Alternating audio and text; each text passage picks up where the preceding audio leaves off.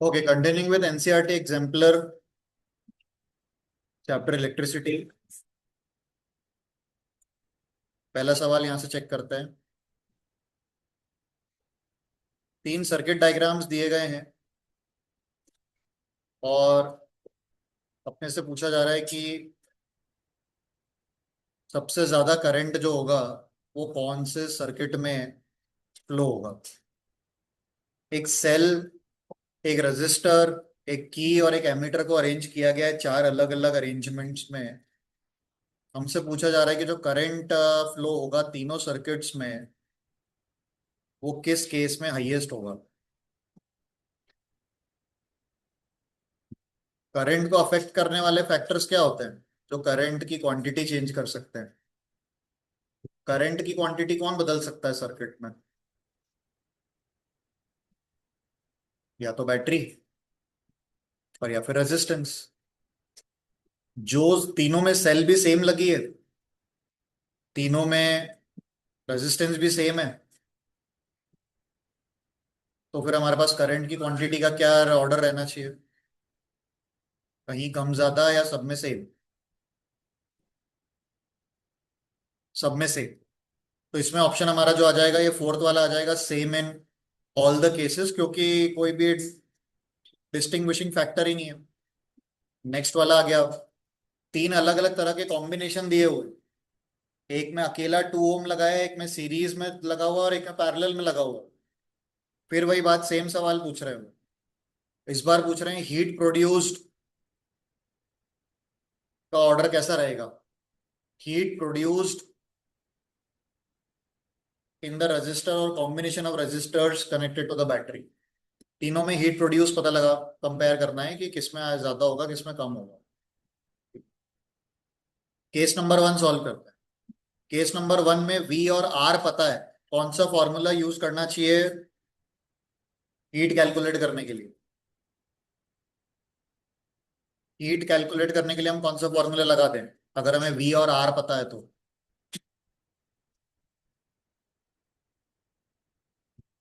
We और are के terms में हीट एनर्जी का फॉर्मूला।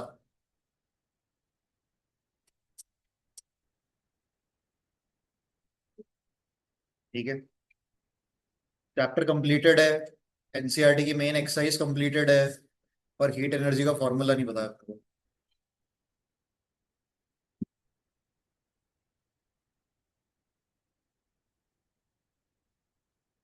हीट एनर्जी के हमने तीन फॉर्मूले कवर किए थे, तीनों में से कोई सा भी यूटिलाइज, तीनों में से हम एक सूटेबल फॉर्मूले को वहां से सिलेक्ट करेंगे।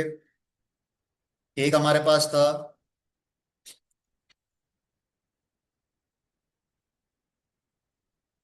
H is equals to V I T. एक अपने पास था I square R into T, और एक हमारे पास था V square by R into T. ठीक, उससे अपन ने तीन पावर के फॉर्मूले बनाए थे टी से डिवाइड करके। पहले वाले केस में अभी तो मेरे को खैर, क्योंकि कैलकुलेशन नहीं दिखाना है मेरे को, सिर्फ कंपैरिजन दिखाना है कि किसमें ज्यादा और किसमें कम, कैसे डील कर सकते हैं। यहाँ पे टोटल रेजिस्टेंस कितना है सेकेंड पार्ट में? 4। और थर्ड पार्ट में टोटल रेजिस्टेंस 1। तो बैटरी सब में सेम है, बैटरी तीनों में सेम है, तो अपन कंपैरिजन दिखाना है बस। फर्स्ट वाले केस में रेजिस्टेंस लगा हुआ है 2, सेकेंड केस में रेजिस्टेंस लगा हुआ है 4, और थर्ड वाले केस में रेजिस्टेंस लगा हुआ है 1। तीनों में बैटरी 12 वोल्ट है। अब बताना है कि हीट, क्योंकि आर डिफरेंट डिफरेंट है वी सेम है, तो आंसर्स तो अलग अलग आने वाले हैं। आंसर अलग अलग आने वाले हैं तीनों के। उसने शायद मैक्सिमम पूछा है अपने से, मैक्सिमम या मिनिमम। ओके फाइन, सेम तो नहीं है, कैसे कंपेयर कर दें, किसकी मदद से प्रोपोर्शनैलिटी निकालें?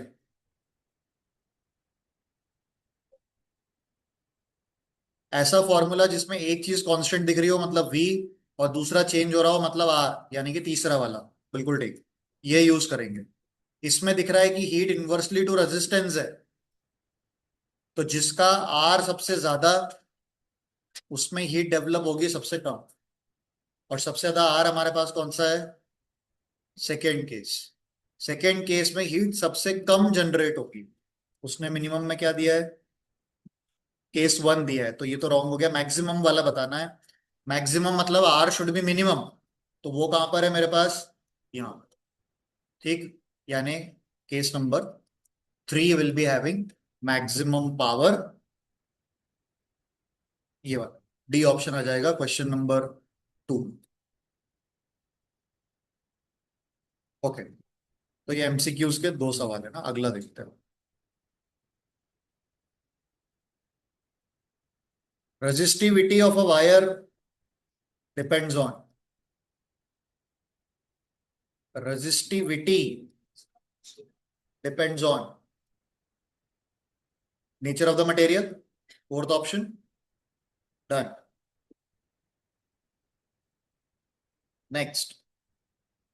अगर 1 एम्पियर का करंट 16 सेकेंड्स के लिए फ्लो हो रहा है, तो उसमें कितने इलेक्ट्रॉन्स पास हो रहे होंगे अप्रोक्सीमेटली? बताओ। 1 एम्पियर का करंट अगर 16 सेकेंड्स के लिए फ्लो हो रहा है, तो उसमें अप्रोक्सीमेटली कितने इलेक्ट्रॉन्स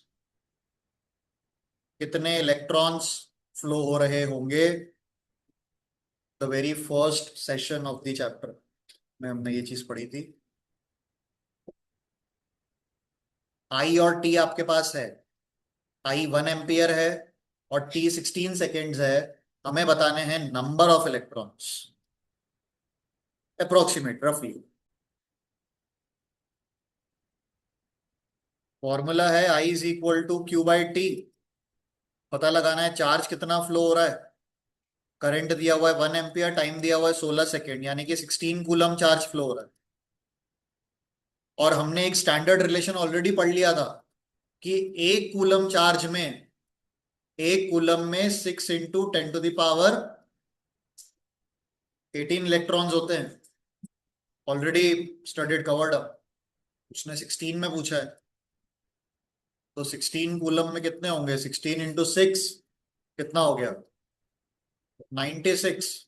10 की पावर तो लेकिन अभी भी कितनी है? 18 ही है। देखते हैं वो ऑप्शन में क्या है हमारे पास। 16, 18, 20, 23 रफली पूछा है।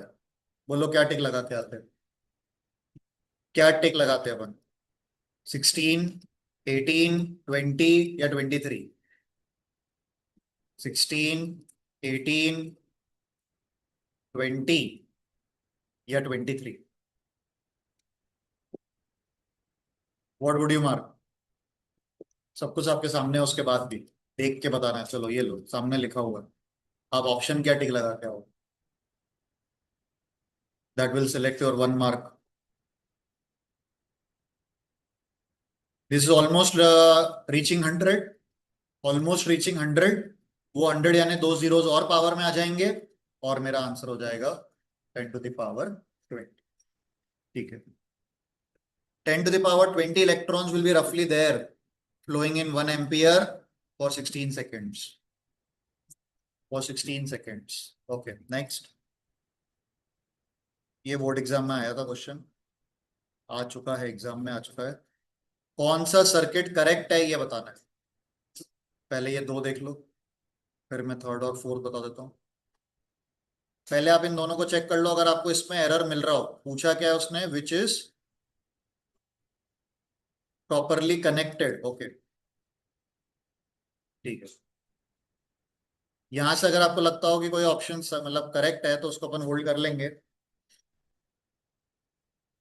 हमें बताना है कि चारों सर्किट में से कौन सा सर्किट करेक्ट है। बाकियों में कोई ना कोई एरर दिखता जाएगा।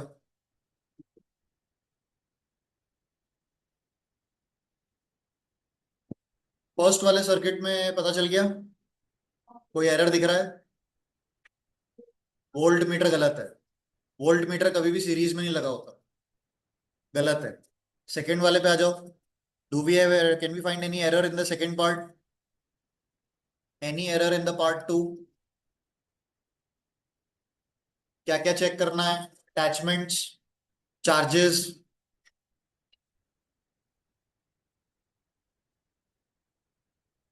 ठीक, नो एरर्स।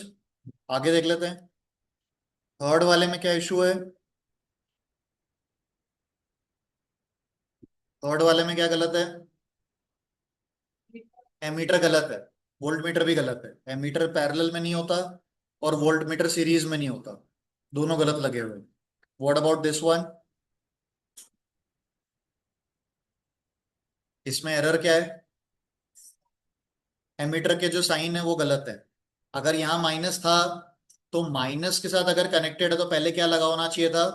माइनस साइन लगा होना चाहिए था। इस वाले क्वेश्चन में सेकेंड पार्ट करेक्ट है। Answer to question number 5 is second. ठीक है,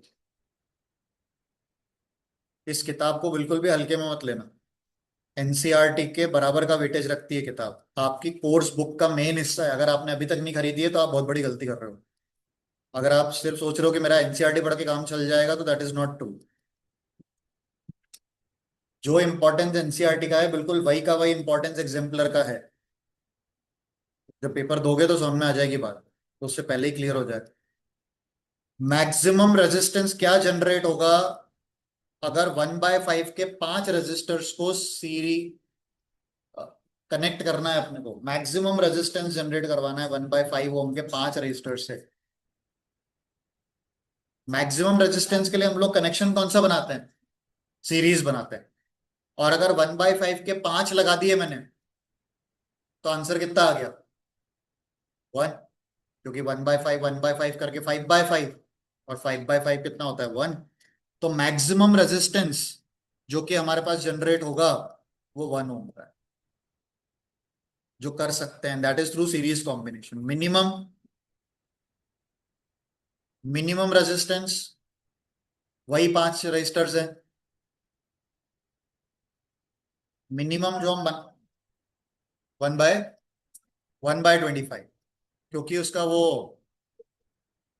1/RP का आंसर 25 आ जाएगा। 1/5 का रेसिप्रोकल 1/5 का रेसिप्रोकल 1/5 1/5। तो सेवेंथ वाले में पैरेलल कॉम्बिनेशन का जब आंसर निकालोगे, रेसिप्रोकल में जब अपन ऐड करते हैं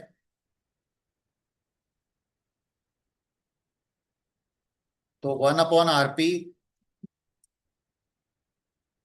इज इक्वल टू 1/1/5, यानी 5 ही हो जाएगा। मैं भी आपको समझ के लिए लिख देता हूँ कि हाँ भाई पैरेलल वाले अपन ऐड कर रहे हैं और ऐसा अपन 5 बार कर रहे हैं, तो सबका 5 ऊपर चला जाएगा और 1/RP बनेगा 25। तो यहां से आरपी बनेगा 1/25। The minimum resistance that could be developed with parallel combination, with parallel combination.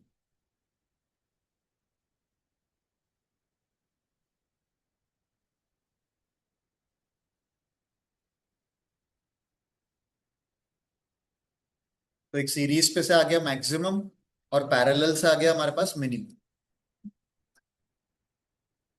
Next,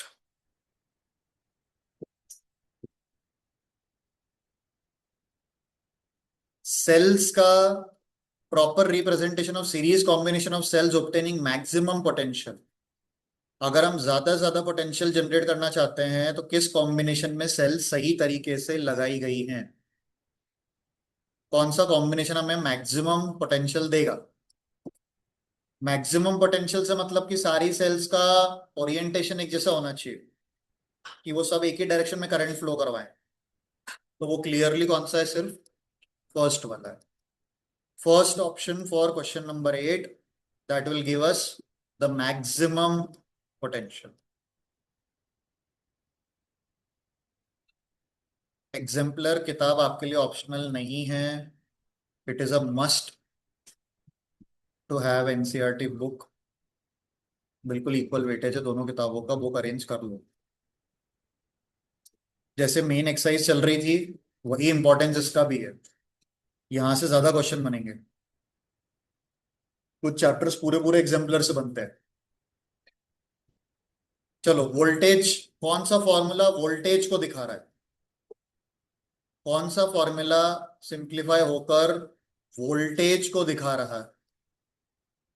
which formula represents voltage. Voltage को आप, वोल्टेज और पोटेंशियल एक ही बात है, वोल्टेज और पोटेंशियल डिफरेंस एक ही बात है।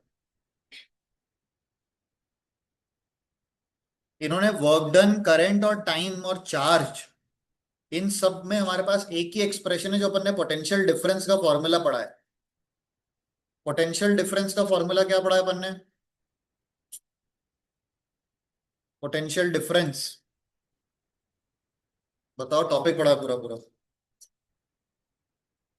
Potential difference V is equal to W by Q। इस फॉर्मूले को वहां सर्च करना था ऑप्शंस में, पर वहां वर्क डन इनटू चार्ज लिखा हुआ है, वो अपने काम आएगा नहीं। चार्ज को अपन काय में ब्रेक कर सकते हैं? चार्ज की जगह क्या लिख सकते हैं? I into T, I into T लिख सकते हैं। ये हमारे पास वहां कहीं ना कहीं होगा, वोल्टेज, करंट और टाइम। चेक करते हैं, ये रहा, work done upon current into time, पहला वाला। तो वो वोल्टेज का ही एक और फॉर्मूला बन गया। वोल्टेज या पोटेंशियल डिफरेंस एक ही बात है, V is equal to W by Q और W अपॉन IT। तो उसने ये वाला पूछा, V is equal to W by IT।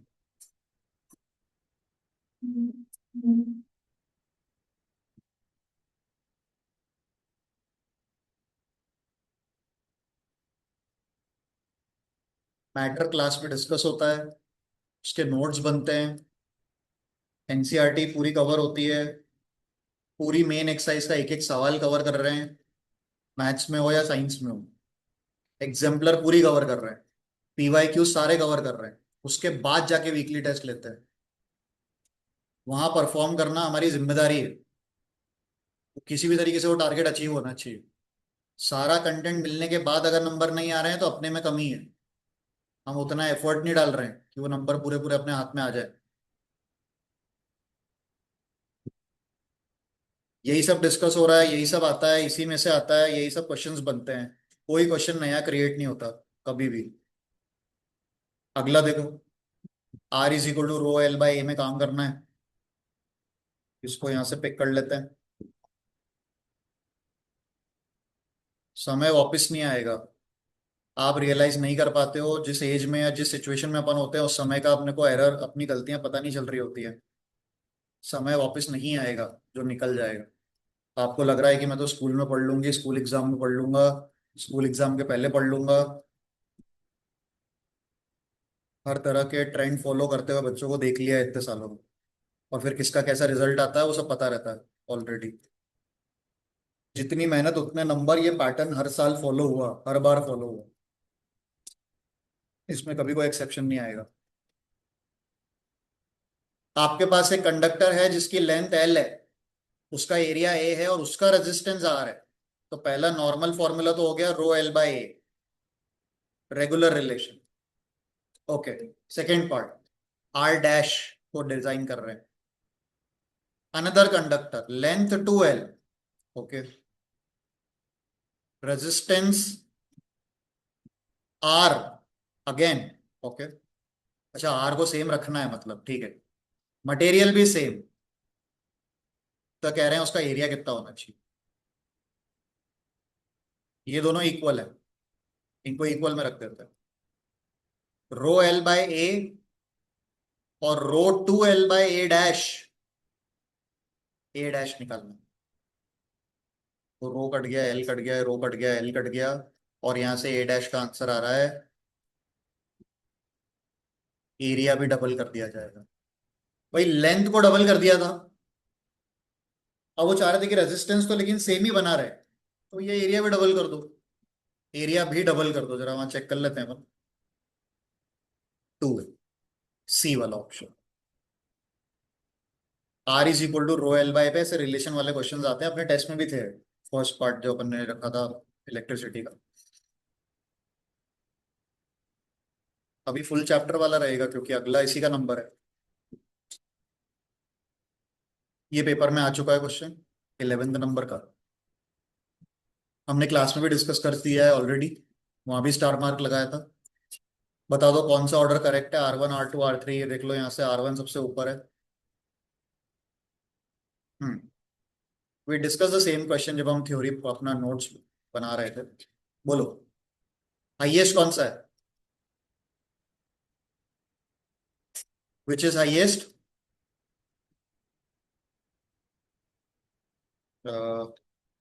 तब भी यही कहा गया था कि बच्चे जो गलती करते हैं वो गलती मैंने हाईलाइट करा के वहां लिखवाई है। आप अपने नोट्स खोल के पढ़ेंगे, आपको सब मिलेगा।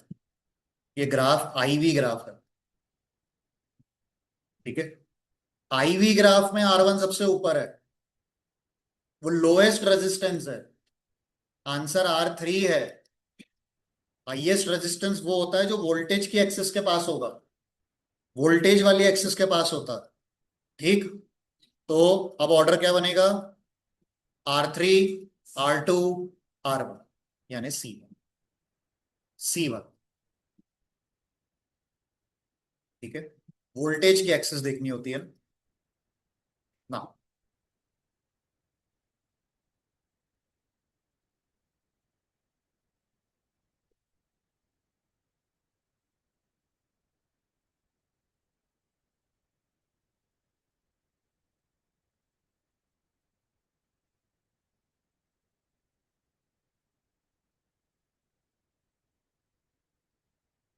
अगर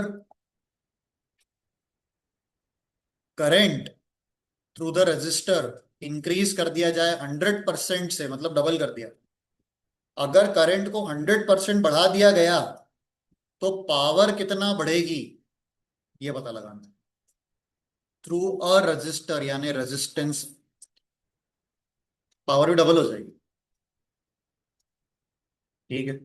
तो आप लगा के आ जाना 200%, ये 100% क्या लगाते हो? 100%। चलिए देखते हैं। थ्रू अ रजिस्टर यानी आर कांस्टेंट है,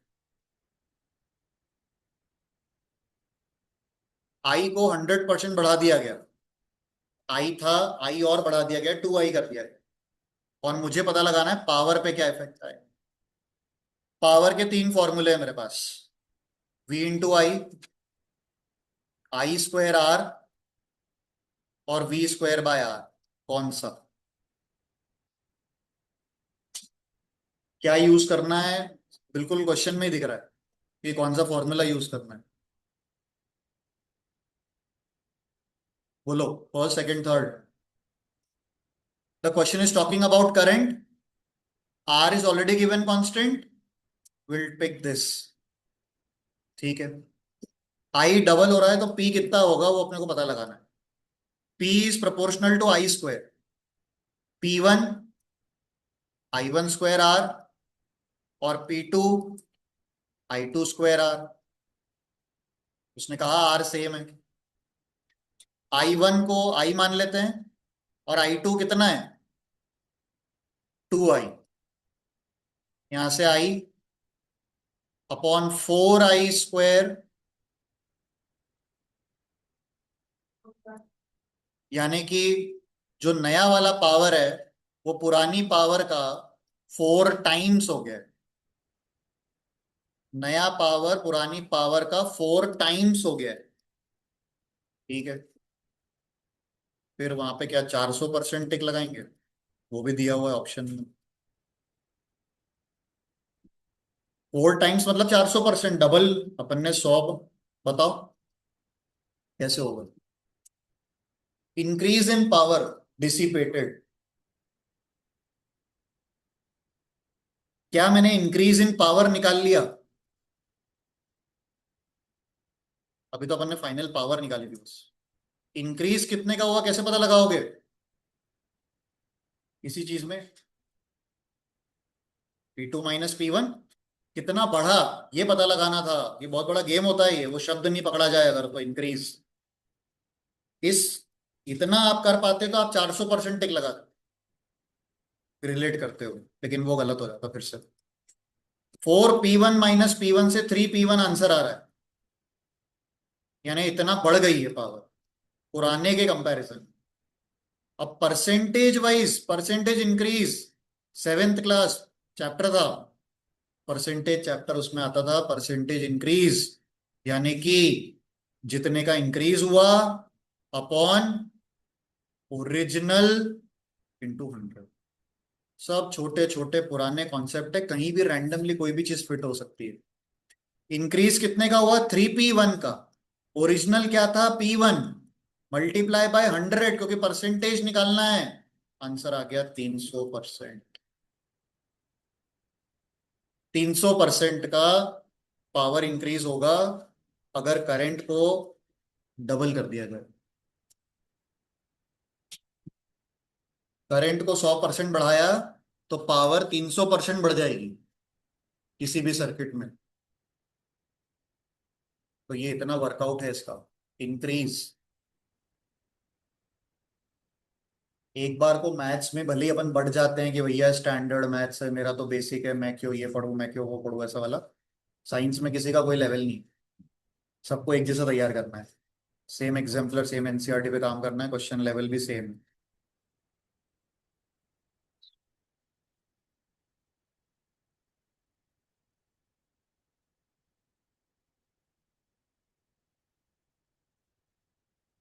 Resistivity does not change if the material is changed, the temperature is changed, shape of the resistor is changed, both the material and temperature are changed। क्या change करने पे resistivity नहीं बदलेगी? Shape. क्या बदल जाएगा shape बदलने से? शेप बदलने से क्या चीज बदल जाती है? रेजिस्टेंस। क्योंकि वो लेंथ और एरिया पे डिपेंड करता है। डिपेंड।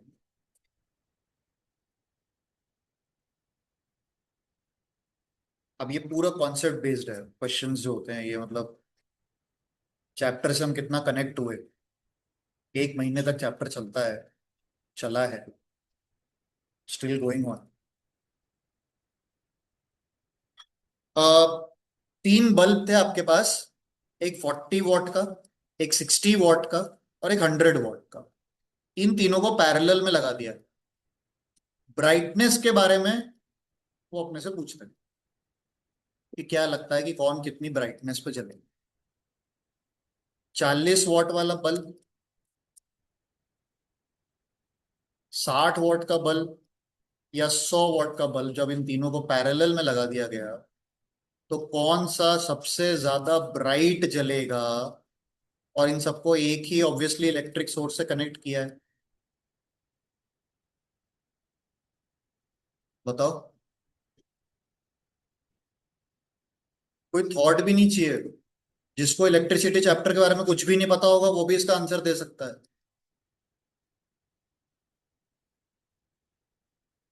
आपके पूरे घर की वायरिंग पैरेलल कॉम्बिनेशन में है। अब अगर 100 वॉट का बल्ब लगाओगे तो मतलब वो भी ज्यादा जलेगा ना भाई, क्या दिक्कत है उसमें?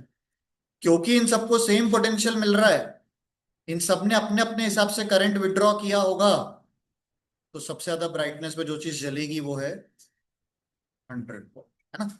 वो बिल्कुल डायरेक्ट था, प्रैक्टिकल था यार, कि वो पॉसिबिलिटी यही है। घर की वायरिंग पैरेलल कॉम्बिनेशन। ठीक है, चलो नेक्स्ट। अच्छा, ऑप्शन देख लेते हैं। कौन सा वाला था? 100 वॉट वाला, सी।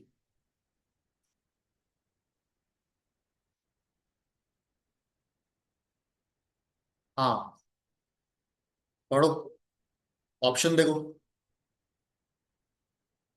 इनमें से कौन सा फिट बैठ रहा है, मतलब ऐसा? Brightness of all the bulb will be same, A will be maximum, bulb B will be more than A, and C will be less than B. ऐसा पूछ लो। B will be more than A, 60 watt वाला 40 what वाले से ज्यादा चलेगा, ज्यादा bright चलेगा। चलो ठीक है, न्यूमेरिकल आ रहा है।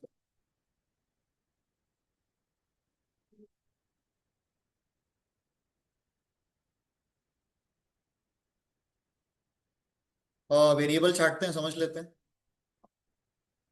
In an electric circuit, two resistors of 2 and 4 are connected in series to a 6-volt battery. Heat dissipated in 4 ohm resistor in 5 seconds.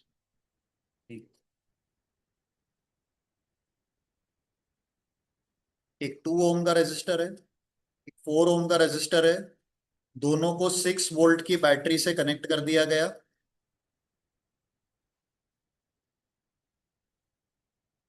इसमें कितनी हीट जनरेट होगी 5 सेकंड, ये पूछा है। सीरीज कॉम्बिनेशन में हीट जनरेशन निकालना है।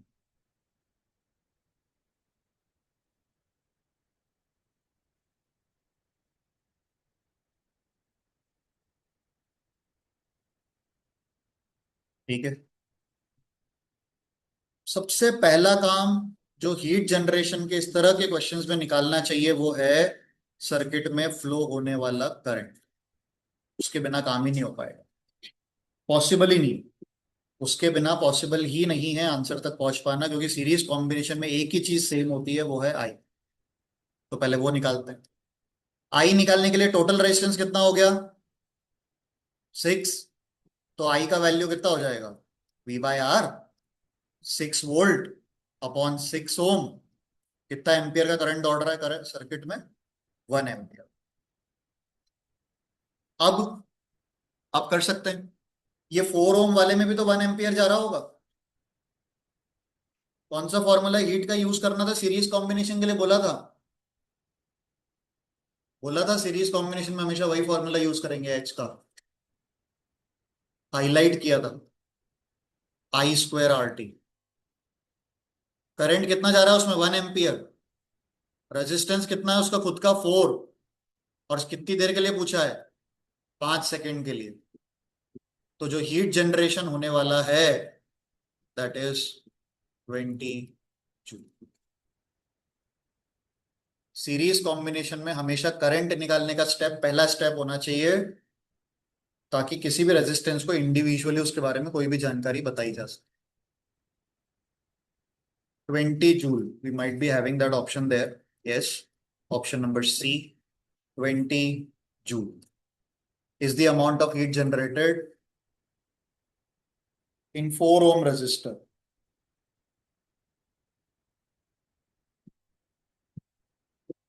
पैरेलल कॉम्बिनेशन आता तो V²/RT, सीरीज आएगा तो I²RT, फिक्स है, वही लगाएंगे।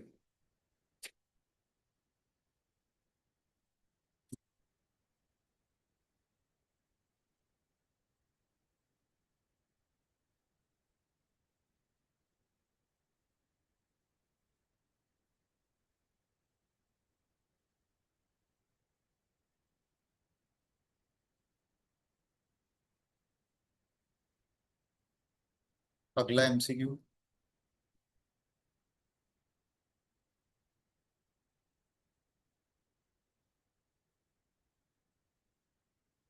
एक इलेक्ट्रिक केटल है जो कि 1 किलोवाट पावर कंज्यूम करती है। जब उसे 220 वोल्ट पे चलाया जाता है, किस रेटिंग का मतलब कितने, रेटिंग मतलब कितने एम्पियर का फ्यूज लगाना होगा ताकि वो प्रॉपरली चल पाए? कितने एम्पेयर का फ्यूज हम लगाएंगे ताकि उसको वर्क करने में कोई दिक्कत नहीं आए? आपके पास है, मैं आपको बोला, हर क्वेश्चन, एवरीथिंग, नो कॉन्सेप्चुअलिटी रिक्वायर्ड। आप तो बस डेटा छाटो, आपको पता लग जाना चाहिए कि यार ये फॉर्मूला काम आ रहा है। 1 किलोवाट उसने पावर दे दी, वी उसने 220 दे दिया, और आपसे एक्सपेक्ट कर रहे हैं आई बताओ। Straight forward. आप वेरिएबल छाट लो बस, उन वेरिएबल में आपको अपने चैप्टर में से फॉर्मूला सेलेक्ट करना है। एक ही फॉर्मूला है तीनों के बीच में, P = VI। आई निकाल लो यहां से, आंसर आ जाएगा आपका। पावर दी हुई है 1000, वोल्टेज दिया हुआ है 220, और मुझे पता लगाना है आई। तो आई की वैल्यू आ गई हमारे पास। आई कितना आ रहा है हमारे पास? 1000/220, यानी 50/11। यानी 4.5 समथिंग समथिंग एम्पियर। इतना करंट उसको चाहिए, इतना करंट उसको वर्क करने के लिए चाहिए, तो हमें फ्यूज कौन सा लगाना चाहिए? कितने एम्पियर का फ्यूज वायर लगाओगे आप ताकि वो जल नहीं जाए? 5। Slightly above the requirement, above the requirement. ठीक है, ये तीनों तो काम ही नहीं करने देंगे ना उसको, ब्रेक हो जाएंगे, इमीडिएटली ब्रेक हो जाएंगे। जैसे स्विच ऑन करोगे फ्यूज ब्रेक हो जाएगा। ठीक है, क्वेश्चन 17। ये तो थ्योरेटिकल है, कॉम्बिनेशन के ऊपर। अगर दो रजिस्टर 2 ओम और 4 ओम को कनेक्ट किया गया है, तो कौन सा ऑप्शन हमें सही बेटर मिल रहा है यहां से?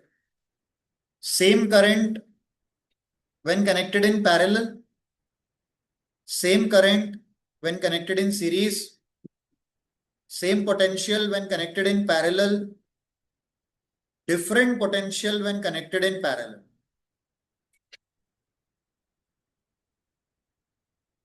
B, same current when connected in series. Series combination में, सीरीज कॉम्बिनेशन में करंट का फ्लो सेम रहता है। बी वाले ऑप्शन में मैच कर रहा है, बाकी तीनों पॉइंट गलत हैं। जब मैं आपको पावर पढ़ा रहा था, पावर टॉपिक जब हमने पढ़ा, तब मैंने वहीं के वहीं आपको एक क्वेश्चन मार्क कराया था, वो अगले नंबर पे आ रहा है, 18th number. Unit of electric power may be expressed as,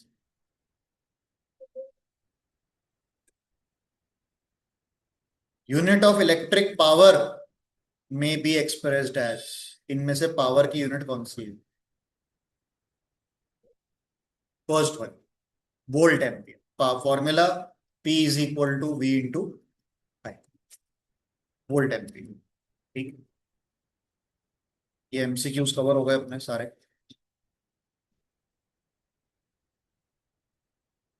जहां जहां सॉल्व कर रहे हैं सब अवेलेबल होना चाहिए, नोट्स का पार्ट है, कैलकुलेशंस का पार्ट है, घर जाके यही सब रिवाइज करना होता है। चलो ठीक है। ये 19th वाला तो एप्लीकेशन बेस्ड है, मैं दिखा देता हूँ। एक बच्चे ने ओम्स लॉ की स्टडी का एक्सपेरिमेंट करने के लिए ये वाला सर्किट बनाया है, साइड में जो बना है अभी। उसमें लिखा है कि टीचर ने कहा कि इस डायग्राम को करेक्शन की जरूरत है। कहा जा रहा है कि, पूछा जा रहा है कि इस डायग्राम में क्या गलती है, उसको रीड्रॉ करके सही कर दो। तब आप बता दो कि इस डायग्राम में आपके हिसाब से क्या गलती है, क्योंकि ओम्स लॉ अपन ले चुके हैं।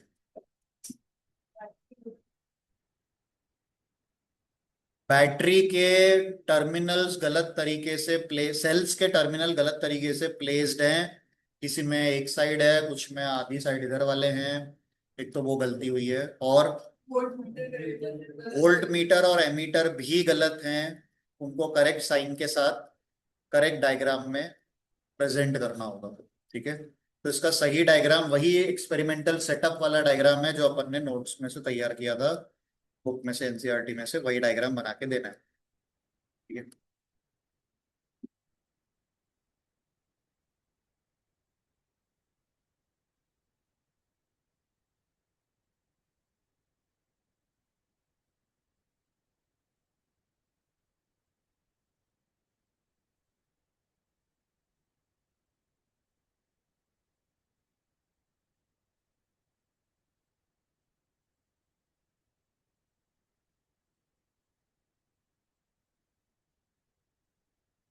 ठीक है, रीड्रॉ करके डायग्राम करेक्शन देना था बस। अगला चेक करते हैं।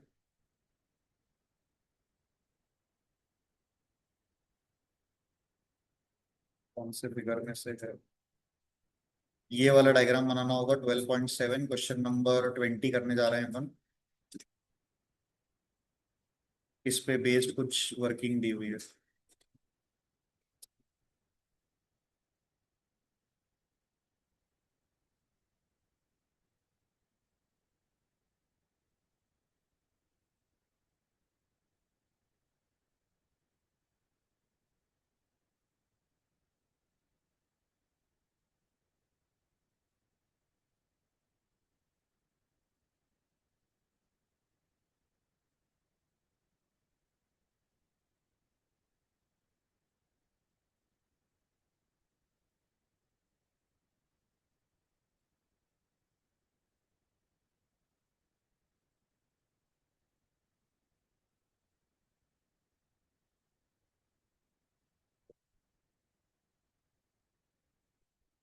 ठीक है।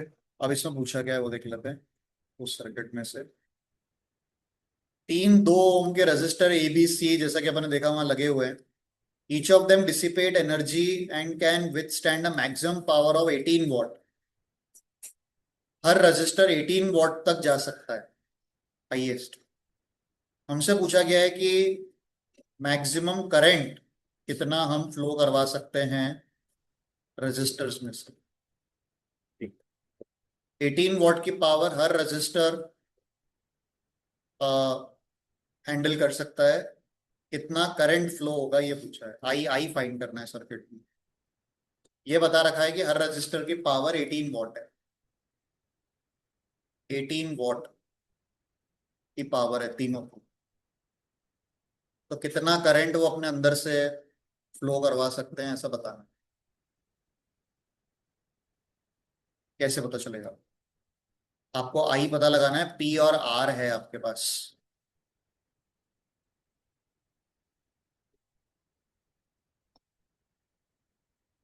Question number 20।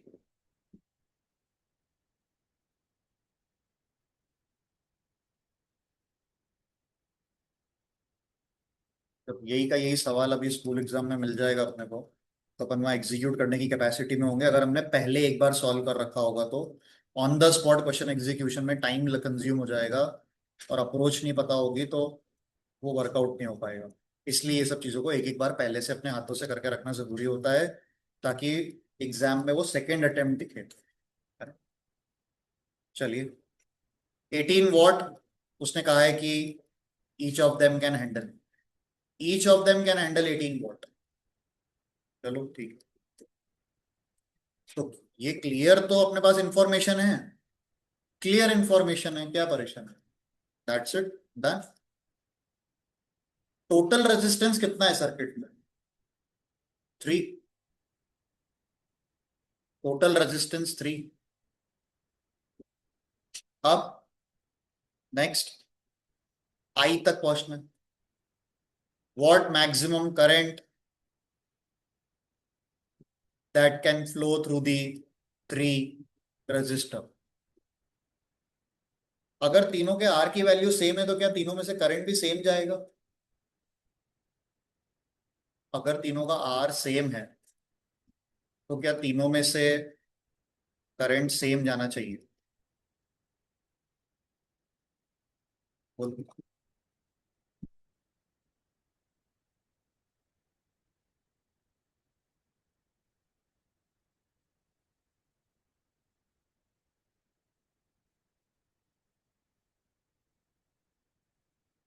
यहां से जो आई करंट आगे चल के गया होगा वो बटा है, यानी सेम तो जा नहीं रहा। तो यहाँ कितना गया होगा? कोई I/2, क्योंकि दोनों रेजिस्टेंस इक्वल है ना, तो करंट भी इक्वली डिवाइड हुआ होगा। I/2 यहाँ चला गया होगा, I/2 का करंट यहाँ चला। ठीक है। टोटल मिला के आई वापस आ गया। आई amount of current generated. Voltage अलग अलग होगा, वोल्टेज अलग अलग जाने वाला है। मैं ये पी और आर से क्या निकाल सकता? पी अवेलेबल है, आर अवेलेबल है। हम क्या निकाल सकते हैं? आई। और क्या बचा? एक चीज और, बस वी बचा, और तो क्या ही, कुछ भी नहीं। ठीक है। कितना? आई निकाल लो। कौन सा फॉर्मूला यूज कर लें? I² R करते हैं। ये जो करंट आ रहा होगा, ये जो करंट आई जनरेट हो रहा होगा, क्या सिर्फ 2 ओम की वजह से जनरेट हो रहा होगा?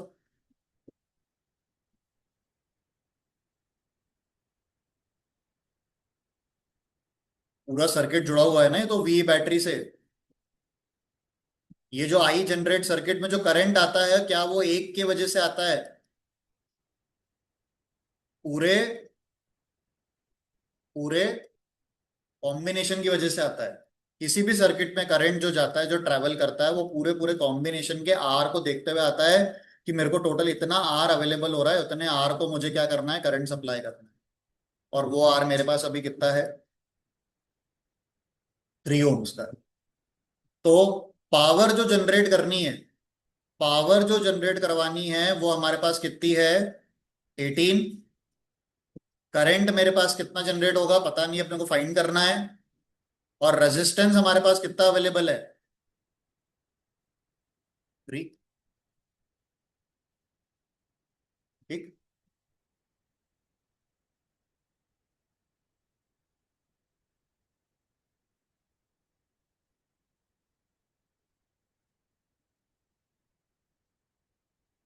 2 point something something, fraction decimal में जाएंगे तो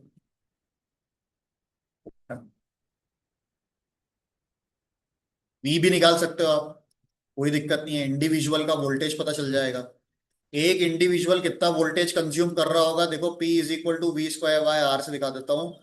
वी स्क्वायर होगा P इंटू आर का, उसकी खुद की पावर 18 है, उसका खुद का रेजिस्टेंस 2 है, यानी उसको जो वोल्टेज कंज्यूम हो रहा होगा वो 36 है। वी स्क्वायर 36 है, यानी 6 वोल्ट कंज्यूम कर रहा होगा वो। पहला वाला आर खुद अकेला 6 वोल्ट कंज्यूम कर रहा होगा। Let me clear all this.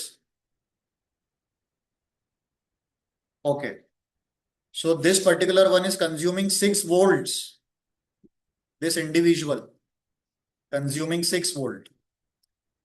ठीक है, ये वाला पहला वाला रजिस्टर 6 वोल्ट कंज्यूम करेगा।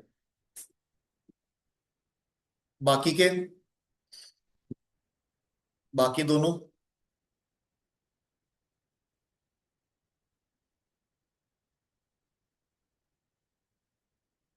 बाकियों को कितना कंज्यूम कर, ये भी कितना कंज्यूम करेगा। टोटल सर्किट में बैटरी कितने की लगी होगी, अगर इंटरप्रेट कर पाओ तो। एक्स्ट्रा पूछ रहा हो, ये सब तो एड ऑन चल रहा है। टोटल कितने की बैटरी लगी है जिससे ये सब सप्लाई चल रहा है। टोटल बैटरी मैंने कितने वोल्ट की लगाई होगी जिससे कि ये सप्लाई मिल रहा है।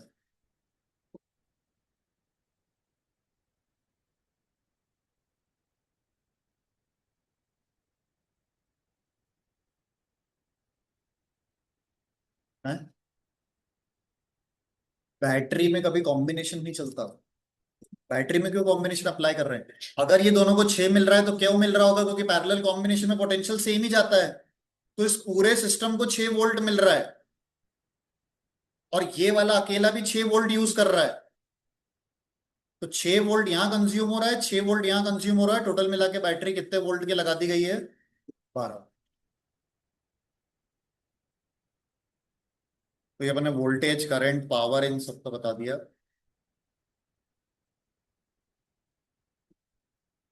ठीक है, 6 6 volt every resistors consuming 6 volt, total battery supplied is 12 volt.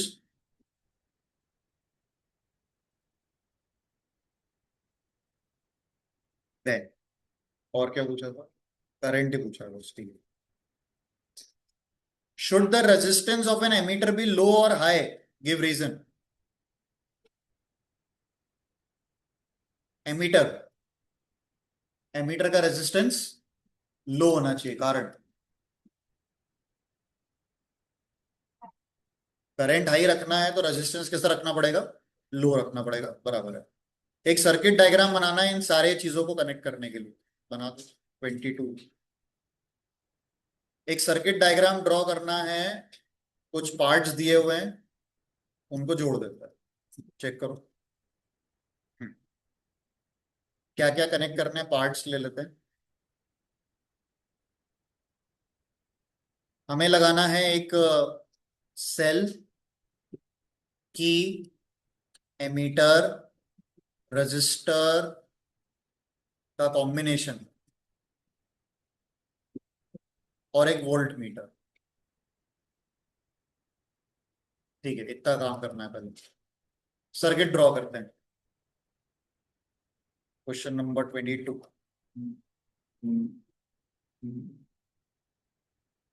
Combination सही से दिखाना पड़ता है बस, बाकी तो ये सारे पार्ट्स हैं जो कनेक्ट करने हैं आपस में।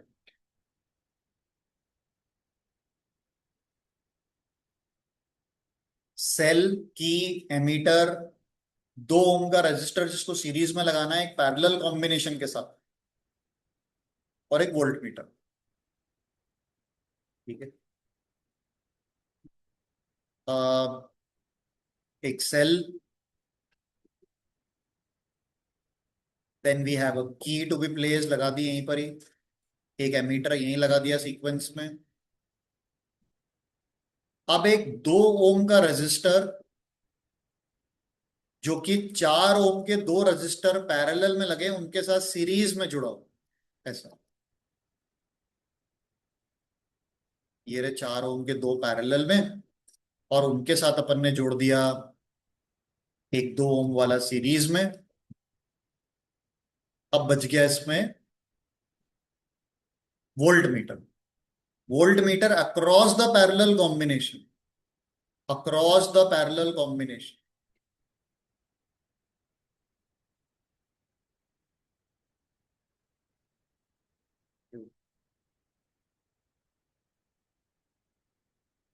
ये वोल्ट मीटर लगा दिया, इस पे भी साइन लगाने जरूरी है।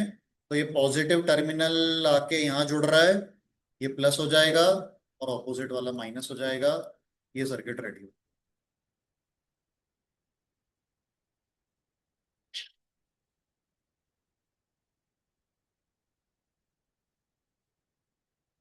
फिर उसी पे एक पोटेंशियल के बारे में, पोटेंशियल डिफरेंस के बारे में एक बात पूछी रखी है आगे सर्किट बनाने के बाद।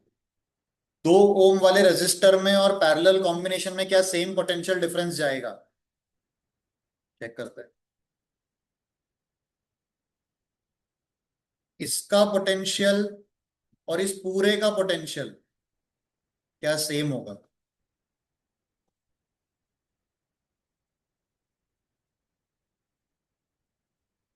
इसका पोटेंशियल और इस पूरे कॉम्बिनेशन का पोटेंशियल क्या सेम होगा? हाँ, क्योंकि ये दोनों 4 ओम वाले मिलकर एक सिंगल रेजिस्टेंस कितने का बना रहे हैं? 2 ओम का। सेम रेजिस्टर है, सेम ड्रॉप दोनों में बराबर बराबर का ड्रॉप होगा। जितना रीडिंग यहां से आएगा उतना ही रीडिंग यहां पर भी आता अगर लगाया जाता तो। अगर आर की वैल्यू सेम है सीरीज कॉम्बिनेशन में, तो दोनों के अंदर होने वाला आई तो सेम होगा ही होगा, दोनों का वी भी सेम होगा क्योंकि उनका आर बराबर है। तो इसका आंसर यस था कि पोटेंशियल सेम होगा, potential difference will be equal.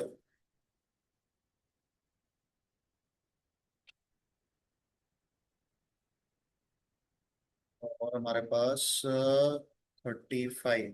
ठीक है। तो वी आर क्लोजिंग एट 22, है ना? Remaining questions on Wednesday.